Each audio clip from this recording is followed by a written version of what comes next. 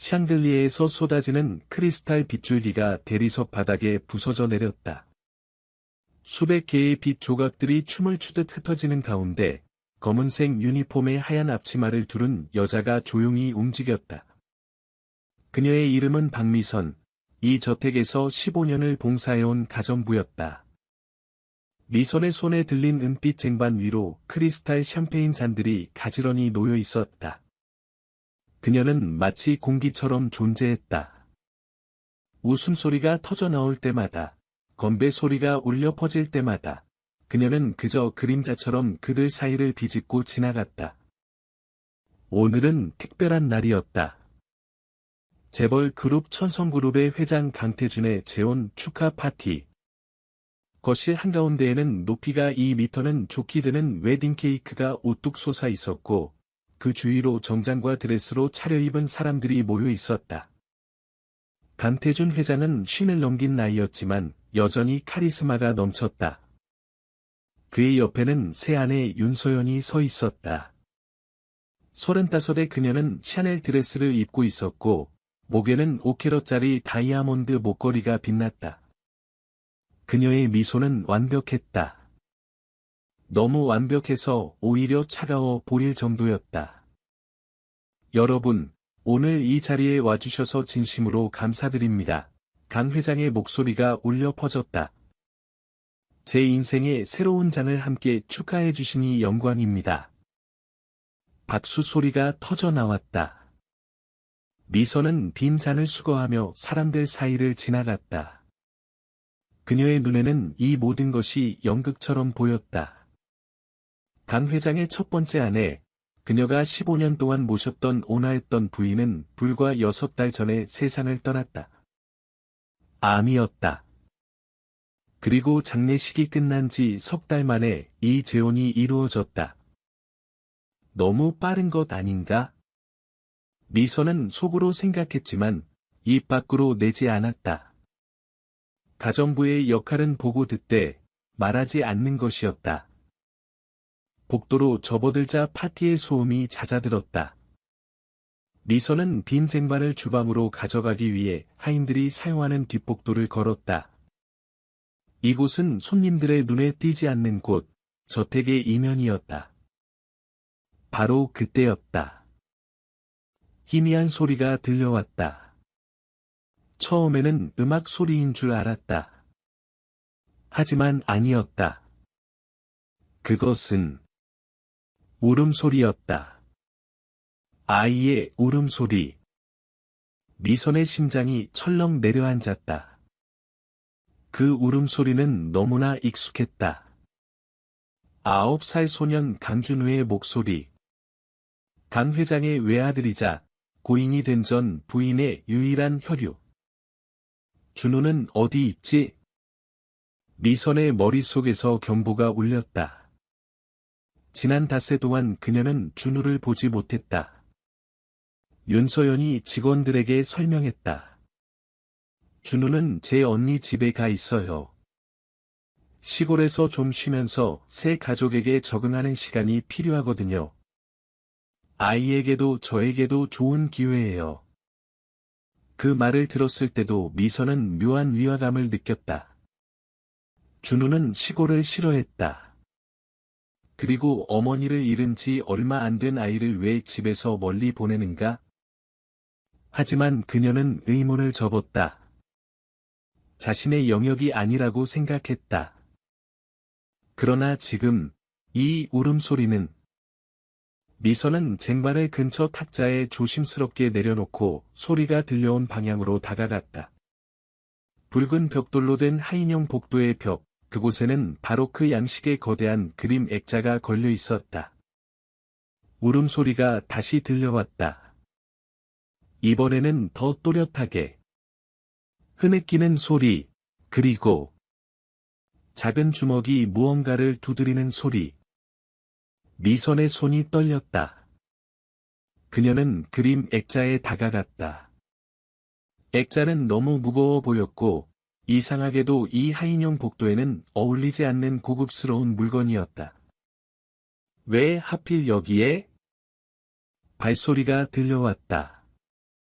미선은 재빨리 몸을 돌려 자연스러운 척 걸었다. 윤소연이 복도 끝에서 나타났다. 그녀의 얼굴에는 미소가 떠 있었지만 눈빛은 차가웠다. 미선 씨, 여기서 뭐 하세요? 목소리는 부드러웠지만 위협적이었다. 아, 부인님. 주방으로 가는 길이었습니다. 잔들을 가져가려고요. 그래요. 윤서연이 한 걸음 다가왔다. 그녀의 눈이 벽의 그림을 힐끗 보았다. 이 복도는 좀 어둡죠. 조심하세요. 여기저기 낡은 곳이 많아서 다칠 수도 있어요. 그것은 경고였다. 미선은 고개를 숙였다. 네, 부인님. 조심하겠습니다. 윤서연은 만족스러운 듯 미소를 지으며 다시 파티장으로 돌아갔다. 하지만 그녀가 복도를 떠나기 전 한 번 더 그림 쪽을 돌아보았다. 미선의 심장은 미친 듯이 뛰었다. 그녀는 확신했다. 준우가 저 그림 뒤에 있다. 그리고 윤서연은 그 사실을 알고 있다. 미선은 주방으로 돌아갔지만 손이 떨려 제대로 일을 할 수가 없었다. 접시를 잡다가 거의 떨어뜨릴 뻔했고, 다른 가정부 김 여사가 걱정스러운 눈으로 그녀를 쳐다보았다. 미선아, 괜찮아? 얼굴이 하얘졌어. 아니에요, 언니. 그냥 좀 피곤해서요. 김 여사는 10년 넘게 함께 일한 동료였지만, 미선은 아무 말도 할 수 없었다. 만약 자신의 추측이 틀렸다면? 만약 그저 환청이었다면? 하지만 그 울음소리는 너무나 생생했다. 파티는 계속되었다. 미선은 다시 거실로 나가 서빙을 도왔다. 사람들은 웃고 떠들었다. 누군가는 주식 이야기를, 누군가는 골프 이야기를 했다. 그들에게 이것은 그저 또 하나의 화려한 밤이었다. 강태준 회장은 손님들과 악수를 나누며 웃고 있었다. 그의 얼굴에는 행복한 표정이 가득했다. 미선은 그를 바라보며 가슴이 먹먹해졌다. 그는 알고 있을까? 자신의 아들이 어디 있는지? 아니면 그도 속고 있는 것일까? 15년 동안 그를 모시며 미선이 알게 된 것은 강태준은 일에만 몰두하는 사람이라는 것이었다. 회사 경영에만 집중하느라 가정에는 소홀했다. 첫 번째 부인이 살아있을 때도 그랬다. 아내가 암투병을 하는 동안에도 그는 회의실에 있었다. 그리고 준우. 그 소녀는 항상 외로워 보였다. 아버지는 너무 바빴고 어머니는 아팠다. 미선은 종종 준우가 혼자 정원에서 노는 모습을 보곤 했다. 그럴 때마다 간식을 가져다주고 이야기를 들어주었다. 미선 이모, 엄마가 나아질까요? 준우의 그 순수한 눈망울이 떠올랐다. 미선은 그때 뭐라고 대답했던가? 걱정 마, 준우야. 내 엄마는 강한 분이야. 하지만 그녀는 나아지지 못했다. 그리고 이제 준우는 미선 씨. 윤서연의 목소리가 등 뒤에서 들려왔다. 미선은 몸이 굳었다. 네, 부인님. 잠깐 이야기 좀 할까요? 저쪽으로 오세요. 윤서연은 사람들이 적은 쪽 응접실로 걸어갔다. 미선은 따라갈 수밖에 없었다. 그녀의 심장은 두근거렸다. 응접실 문이 닫히자 윤서연의 표정이 변했다. 미소가 사라지고 차가운 눈빛만 남았다. 미선 씨, 당신은 이 집에서 오래 일했죠? 네, 부인님. 15년입니다. 그럼 이 집의 규칙도 잘 알겠네요. 윤서연이 한 걸음 다가왔다. 가정부는 보고 듣되 묻지 않고 말하지 않는 것, 맞죠? 네, 부인님. 좋아요. 윤서연이 창밖을 내다보았다. 준우 이야기 들으셨죠? 제 언니 집에 가 있다는 거. 네, 들었습니다. 혹시 윤서연이 미선을 똑바로 쳐다보았다. 이상한 소리 같은 거 들은 적 없어요? 이 집은 오래되어서 때때로 이상한 소리가 나거든요. 벽이 삐걱거린다든지, 바람 소리가 온다든지. 미선의 목이 말랐다. 아니요, 부인님. 특별히 들은 건 없습니다. 윤서연은 잠시 그녀를 관찰하더니 미소를 지었다. 다행이네요. 만약 이상한 소리를 듣는다면, 그건 아마 이 집이 낡아서 그런 거예요. 쓸데없는 상상은 하지 마세요. 이해하죠?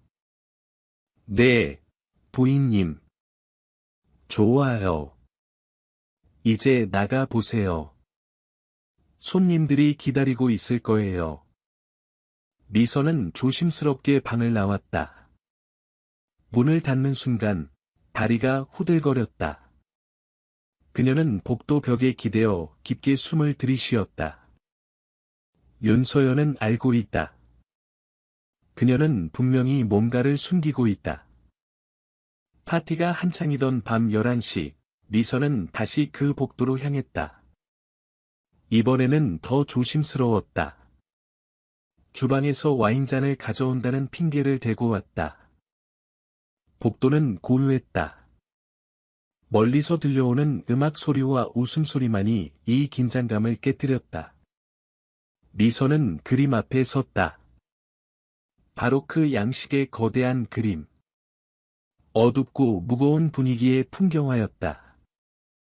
그녀는 주위를 살폈다. 아무도 없었다. 손을 뻗어 그림 액자의 가장자리를 만졌다. 무거웠다. 아주 무거웠다. 미선은 힘을 주어 그림을 살짝 옆으로 밀어보았다. 그림이 조금 움직였고, 그 뒤로 구멍이 보였다. 벽에 뚫린 작은 공간. 환기구. 아니, 환기구치고는 너무 컸다. 그리고 그 안에서 움직임이 감지되었다. 준우야, 미선이 작은 목소리로 속삭였다. 안에서 작은 소리가 들려왔다. 움츠러드는 소리. 두려움에 떠는 소리. 준우야, 나야. 미선 이모야. 잠시 침묵이 흘렀다. 그리고 희미한 목소리가 들려왔다. 이모. 미선의 눈에서 눈물이 흘러내렸다. 그녀는 그림을 더 세게 밀었다. 그림이 벽에서 떨어지며 쿵 소리를 냈다. 그녀는 재빨리 그림을 바닥에 내려놓고 구멍을 들여다보았다. 그곳에 준우가 있었다. 9살 소녀는 벽 안쪽의 좁은 공간에 웅크리고 앉아 있었다. 그의 얼굴은 먼지와 눈물로 범벅이었고, 옷은 더러워져 있었다. 눈은 공포로 가득했지만, 미선을 보자 희미한 희망의 빛이 떠올랐다. 이모. 나를. 조용히 해, 괜찮아. 이모가 여기 있어. 미선은 손을 뻗어 준우의 손을 잡았다. 그의 손은 얼음장처럼 차가웠다. 얼마나 오래 여기 있었던 걸까? 닷새. 음식은? 물은? 준우야, 다친 데는 없어? 준우는 고개를 저었다. 하지만 그의 입술은 바짝 말라 갈라져 있었고, 몸은 약해 보였다. 미선의 머릿속이 빠르게 돌아갔다. 지금 당장 준우를 꺼내야 한다. 하지만 어떻게? 만약 윤서연이 알아챈다면? 만약 그녀가 방해한다면? 아니, 그것보다 더 큰 문제가 있었다. 증거. 이것을 증명할 방법이 필요했다. 그냥 준우를 꺼내기만 한다면 윤서연은 모든 것을 부인할 것이다. 그녀는 준우가 스스로 숨었다고 주장할 수도 있고 아니면 미선을 범인으로 몰 수도 있었다. 준우야, 조금만 더 참을 수 있겠니? 이모가 너를 꼭 구해줄게. 약속해. 이모. 무서워요. 엄마. 엄마가 보고 싶어요. 준우의 눈에서 눈물이 주르륵 흘러내렸다. 미선은 가슴이 찢어지는 것 같았다. 알아, 준우야. 엄마는 하늘에서 너를 지켜보고 계실 거야. 그리고 이모가 여기 있잖아. 조금만 더 힘내자. 발소리가 들려왔다. 미선은 재빨리 그림을 다시 제자리에 걸었다. 그림이 다시 벽에 구멍을 가렸다. 그녀는 와인잔을 챙기는 척하며 자연스럽게 걸었다. 김 여사가 복도 끝에서 나타났다. 미선아, 거기 있었구나. 부인님이 찾으셔. 아, 네, 지금 가요. 미선은 김 여사와 함께 파티장으로 돌아갔다. 하지만 그녀의 머릿속은 오직 한 가지 생각뿐이었다. 준우를 구해야 한다. 그리고 진실을 폭로해야 한다. 파티가 끝난 것은 새벽 1시였다. 마지막 손님이 떠나고 윤서영과 강태준 회장도 2층 침실로 올라갔다. 하인들은 파티의 잔해를 치우기 시작했다. 미선은 다른 가정부들과 함께 설거지를 하고 정리를 했다. 하지만 그녀의 머릿속은 계획을 세우느라 바빴다. 내일 아침, 강 회장이 혼자 있을 때 말해야 할까? 아니, 그것도 위험하다. 윤서연이 먼저 회장을 설득해버릴 수도 있다. 경찰에 신고? 하지만 증거가 있나? 그림 뒤에 아이가 있다는 것만으로는 부족할 수도 있다. 윤서연은 자신은 몰랐다고 주장할 것이고, 오히려 미선을 의심할 수도 있다. 새벽 3시, 모든 정리가 끝났다. 미선은 하인들의 숙소로 돌아가는 대신, 다시 그 복도로 향했다. 이번에는 작은 물병과 빵 한 조각을 가지고 왔다. 복도는 어두웠다. 미선은 조심스럽게 그림을 옆으로 밀었다. 준우는 여전히 그 안에 있었다. 그는 거의 잠들어 있었지만 미선의 인기척에 깨어났다. 이모. 쉿, 물 좀 마셔. 그리고 이거. 미선은 물병과 빵을 구멍 안으로 넣었다. 준우는 마치 사막에서 오아시스를 발견한 사람처럼 물을 벌컥벌컥 마셨다. 천천히, 천천히 마셔. 준우는 빵도 급하게 먹기 시작했다. 미선은 그 모습을 보며 눈물을 참았다. 준우야, 이모한테 말해줄 수 있겠니? 어떻게 여기 들어오게 됐어? 준우는 빵을 삼키고 작은 목소리로 말하기 시작했다. 그날, 새엄마가 나한테 게임을 하자고 했어요. 숨바꼭질이라고. 여기 숨으면 아빠가 나를 못 찾을 거라고 했어요. 그래서 들어왔는데. 그림을 닫더니 안 열어줬어요. 언제부터? 모르겠어요. 날이 몇 번 밝았는지. 배가 너무 고팠어요. 물도 없었어요. 소리도 질렀는데 아무도 안 왔어요. 미선의 주먹이 떨렸다. 어떻게 사람이 이럴 수가 있지? 9살짜리 아이를, 죽은 어머니를 그리워하는 아이를 벽 속에 가둬놓다니. 준우야, 조금만 더 참자. 이모가 꼭 너를 구해줄게. 내일 모든 사람 앞에서 진실을 밝힐 거야. 하지만 이모. 새엄마가 무서워요. 그 사람 눈이. 아다. 하지만 이모를 믿어. 괜찮을 거야. 미선은 준우의 머리를 쓰다듬어주고 다시 그림을 제자리에 걸었다. 그녀는 하인 숙소로 돌아가 침대에 누웠지만 잠이 오지 않았다. 내일이 결전의 날이다. 다음 날 아침, 저택은 다시 활기를 띠었다. 오늘은 강태준 회장의 사업 파트너들을 초대한 브런치 파티가 예정되어 있었다. 윤소연은 완벽한 호스트 역할을 하기 위해 아침부터 분주했다. 미선은 평소처럼 일했다. 하지만 그녀의 눈은 시시각각 윤소연을 주시했다. 그리고 강 회장이 언제 혼자 있을지 타이밍을 재고 있었다. 브런치 파티가 시작되었다. 정원의 테라스에 테이블이 차려졌고 손님들이 하나둘 도착했다. 재벌가의 사람들, 정치인들, 유명 인사들. 모두가 강 회장에게 축하 인사를 건넸다. 회장님, 정말 축하드립니다. 새 부인께서 정말 아름다우시네요. 허허, 감사합니다. 저도 참 운이 좋은 사람이죠. 강태준은 웃으며 대답했다. 그는 행복해 보였다. 새로운 시작에 대한 기대감이 그의 얼굴에 가득했다. 미선은 그 모습을 보며 가슴이 아팠다. 그는 모르고 있다.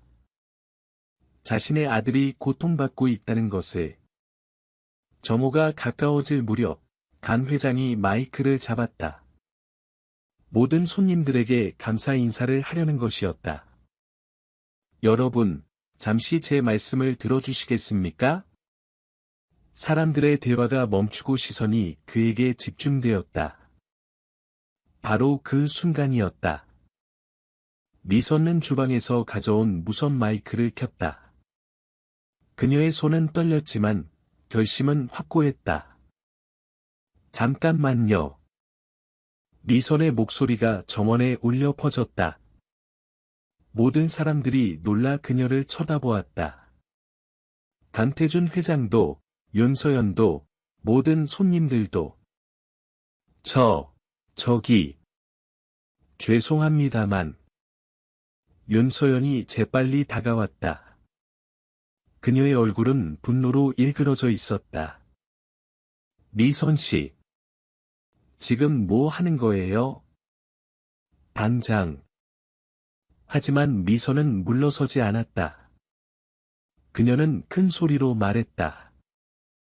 회장님, 그리고 여러분.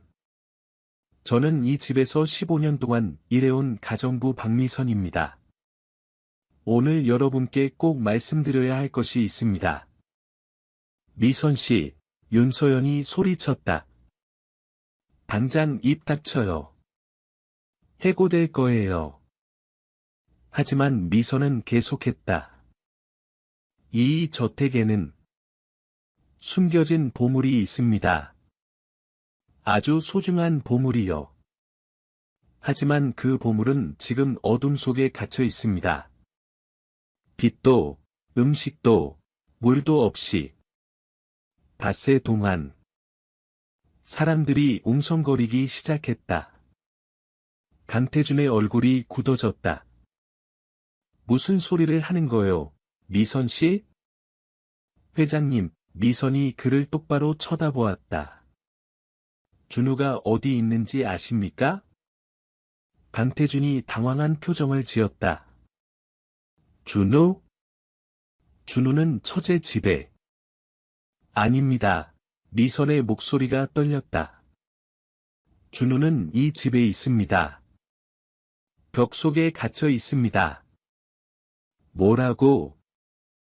거짓말이에요. 윤서연이 소리쳤다.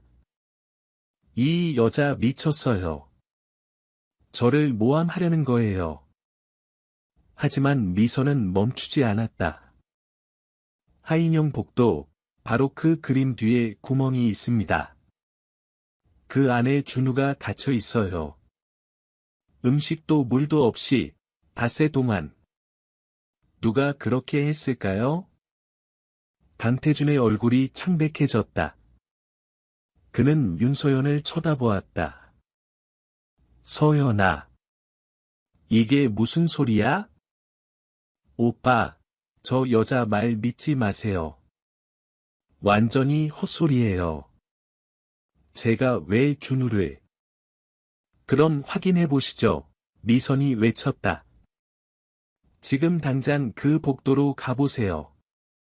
제가 거짓말을 하고 있는지. 침묵이 흘렀다. 강태준은 윤서연과 미선을 번갈아 보았다. 그리고 결정을 내렸다. 가보자. 오빠. 가보자고 했어. 강태준의 목소리는 단호했다. 그는 미선을 따라 저택 안으로 들어갔다. 윤서연도, 그리고 몇몇 손님들도 뒤따라왔다. 하인용 복도는 사람들로 가득 찼다. 미선이 바로 그 그림 앞에 섰다. 여기입니다. 강태준이 그림을 쳐다보았다. 이 그림 뒤에? 네. 윤서연이 비웃었다. 말도 안 돼요. 그냥 그림일 뿐이에요. 이 여자가 완전히 정신이. 하지만 강태준은 이미 그림에 손을 뻗었다. 그는 힘을 주어 그림을 옆으로 밀었다. 그림이 움직였다. 그리고 그 뒤로 구멍이 드러났다. 사람들이 숨을 죽였다. 강태준이 구멍을 들여다보았다. 그의 얼굴이 일그러졌다. 준우야. 그 안에 준우가 있었다. 더러워진 옷을 입고 눈물 자국이 있는 얼굴로 웅크리고 앉아 있었다. 아빠. 강태준은 즉시 구멍 안으로 손을 뻗었다. 그는 아들을 끄집어내어 품에 안았다. 준우는 아버지의 품에서 울음을 터뜨렸다. 아빠. 아빠. 무서웠어요. 괜찮아, 괜찮아. 아빠가 여기 있어. 이제 괜찮아. 사람들은 충격에 빠져 그 광경을 지켜보았다. 누군가는 손으로 입을 막았고, 누군가는 눈물을 흘렸다. 그리고 모든 시선이 윤서연에게 향했다. 당신이 이런 짓을 한 거요? 강태준의 목소리는 분노로 떨렸다. 그는 준우를 아는 채 윤서연을 노려보았다. 아니에요. 저는 몰랐어요. 준우가 스스로 숨었을 거예요. 저는 거짓말, 미선이 외쳤다. 부리는 알고 있었어요. 어제 저한테 경고까지 하셨잖아요. 이상한 소리 듣지 말라고. 그건. 윤서연의 얼굴이 창백해졌다. 그녀는 변명을 찾으려 했지만 말이 나오지 않았다. 경찰을 불러 강태준이 차갑게 말했다. 당장. 오빠, 제발. 제 말을 들어봐요. 저는 그냥 준우가 우리 사이를 방해할까봐 잠깐만 떨어져 있으면 좋겠다고 생각했어요. 죽이려고 한 건 아니었어요. 잠깐, 강태준이 소리쳤다. 닷새 동안 물도 음식도 없이? 이게 잠깐이야? 윤서연은 더 이상 변명하지 못했다. 그녀는 무릎을 꿇고 울기 시작했다. 하지만 아무도 동정하지 않았다. 경찰이 도착했다. 그들은 윤서연을 체포했다. 그녀는 저항했지만 소용없었다. 놔요. 저는 아무것도 안 했어요. 하지만 그녀의 외침은 공허했다. 구급차도 도착했다. 의료진이 준우를 검사했다. 다행히 생명에는 지장이 없었지만 탈수와 영양실조 증상이 있었다. 그들은 준우를 병원으로 데려가기로 했다. 간태준은 아들의 손을 꽉 잡고 구급차에 함께 탔다. 떠나기 전 그는 미선을 불렀다. 미선 씨. 네, 회장님. 고맙소. 당신이 아니었다면 그의 목소리가 떨렸다. 당신이 아니었다면 제 아들은. 괜찮습니다, 회장님. 제가 해야 할 일을 했을 뿐입니다. 아니요, 간태준이 고개를 저었다. 당신은 영웅이요. 당신의 용기가 제 아들을 구했소. 저는 아버지로서 실격이었소. 제 눈앞에서 일어난 일도 몰랐으니. 그는 눈물을 닦았다. 병원에서 돌아오면 다시 이야기합시다. 당신에게 제대로 된 보상을 하고 싶소. 회장님, 저는 돈을 바라고 한 게 아닙니다. 알아요. 간태준이 미소를 지었다. 그래서 더 감사한 거요. 구급차가 떠났다. 사람들도 하나둘 흩어졌다. 미선은 그 자리에 서서 저택을 바라보았다. 화려한 외관 뒤에 숨겨진 어둠. 하지만 이제 그 어둠은 빛으로 물들었다. 한 달이 지났다. 윤소연은 아동학대 및 감금죄로 기소되었다. 재판은 언론의 주목을 받았고 그녀의 죄는 명백했다. 그녀는 징역 8년을 선고받았다. 간태준은 회사 경영에서 한 걸음 물러났다. 그는 이제 아들과 더 많은 시간을 보내기로 결심했다. 준우는 병원에서 회복했다. 신체적 상처는 나았지만 심리적 트라우마는 여전했다. 그는 매주 심리 상담을 받았고 천천히 회복해가고 있었다. 그리고 미선. 간태준은 약속대로 그녀에게 거액의 보상금을 주려 했다. 하지만 미선은 거절했다. 회장님, 저는 돈이 필요한 게 아닙니다. 다만, 준우가 행복했으면 좋겠습니다. 그것만 있으면 됩니다. 간태준은 감동했다. 그는 미선에게 다른 제안을 했다. 그렇다면 이건 어때요? 준우의 교육을 맡아주시겠어요? 가정교사가 아니다. 준우에게는 어머니 같은 존재가 필요합니다. 제가 아무리 노력해도 채울 수 없는 부분이 있어요. 미선은 놀랐다. 저는 그냥 가정부일 뿐인데요. 아니요, 간태준이 고개를 저었다. 당신은 제 아들의 생명의 은인이고, 이 집에서 유일하게 진실한 사람이었소. 부탁합니다. 미선은 잠시 생각했다. 그리고 고개를 끄덕였다. 알겠습니다. 제가 할 수 있는 한 최선을 다하겠습니다. 그날부터 미선은 더 이상 가정부가 아니었다. 그녀는 준우의 교육 담당자이자 그에게 따뜻한 손길을 건네는 어른이 되었다. 준우도 천천히 변해갔다. 처음에는 여전히 악몽을 꾸고 어두운 곳을 무서워했다. 하지만 미선과 시간을 보내며 점차 웃음을 되찾았다. 어느 날, 준우가 미선에게 물었다. 이모, 왜 저를 구해주셨어요? 미선은 준우의 머리를 쓰다듬으며 말했다.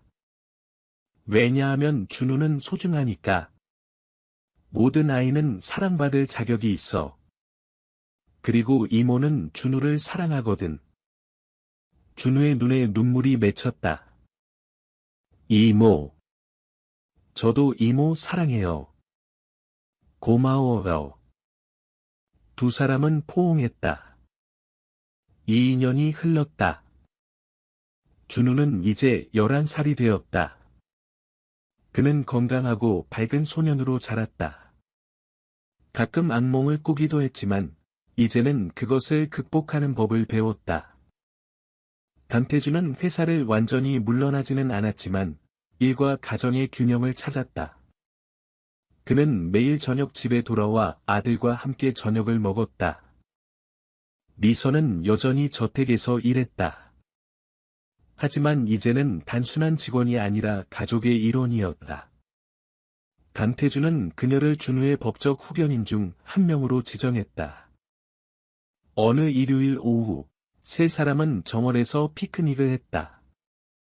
준우는 축구공을 차며 뛰어놀았고, 강태준과 미선은 그 모습을 지켜보며 미소를 지었다. 미선 씨, 강태준이 조용히 말했다. 정말 고맙소. 당신이 없었다면 우리 가족은... 회장님, 미선이 그의 말을 끊었다.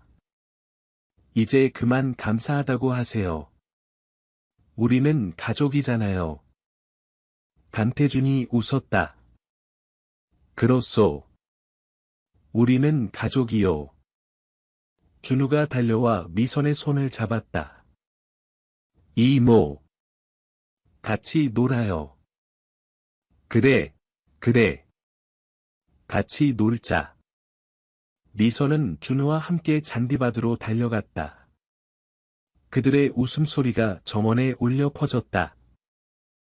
햇살은 따뜻했고, 바람은 부드러웠다. 어둠은 지나갔다. 이제 빛이 그들을 감싸고 있었다.